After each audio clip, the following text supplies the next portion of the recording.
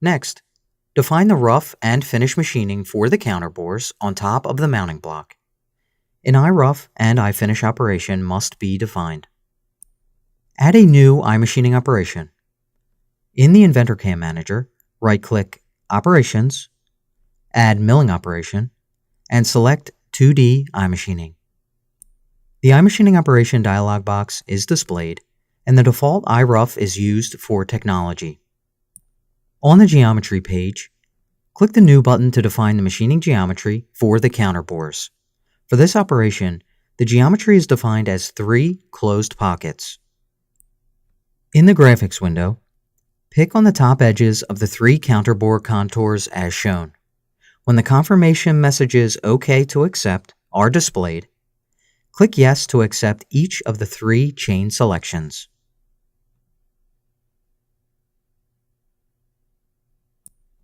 The geometry is defined.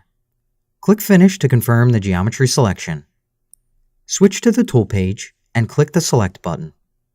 In the Part Tool table, select Tool number 6, the 1.5 mm end mill.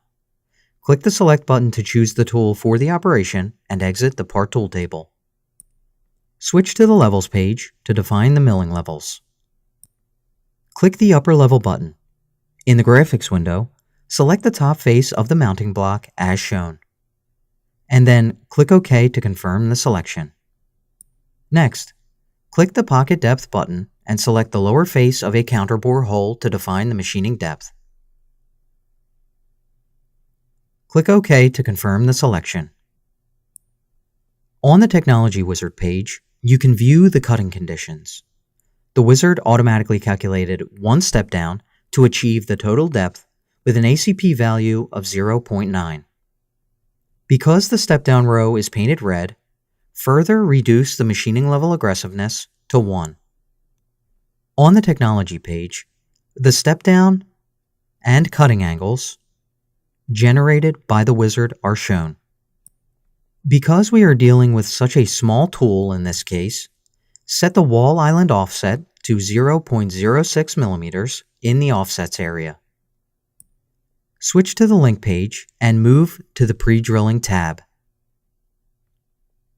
Enable the Use Pre-Drilling Operations checkbox, and then select the last drill operation in the list, D mounting block, with a 1.65 mm diameter. When selected, the X and Y coordinates appear in the drill positions list. Now, iMachining can use the data from the previously drilled holes for safe tool entry. Name the operation iRough counterbores.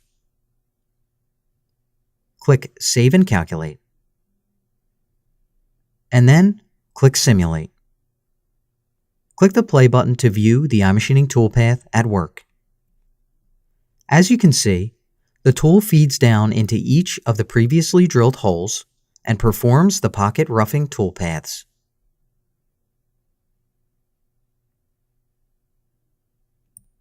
Close the Simulation Control Panel with the Exit button to display the iMachining Operation dialog box. Now, define the finish machining for the counterbores. Create a copy of the current iMachining operation by clicking the Save and Copy button. The current iMachining operation dialog box closes, and the copied operation automatically opens. Click the drop-down menu under Technology and change the operation type to iFinish. The copied machining geometry, 1.5 mm tool, and milling levels from the previous iRough operation are used for this iFinish operation. On the Technology Wizard page, the default cutting conditions are used with a machining level aggressiveness of 1. On the Technology page, the step-down and cutting angles generated by the wizard are shown. By default, the wall island offset is now set to 0. At this point, the operation can be calculated, and the iMachining toolpath can be viewed on the model. Name the operation iFinish counterbores. Click Save and Calculate, and then click Simulate. Click the Play button to view the iMachining toolpath at work. The tool feeds down into each of the counterbores, and finishes the walls by removing the 0.06mm offset. Using the exit buttons, close the Simulation Control Panel and the iMachining Operation dialog box.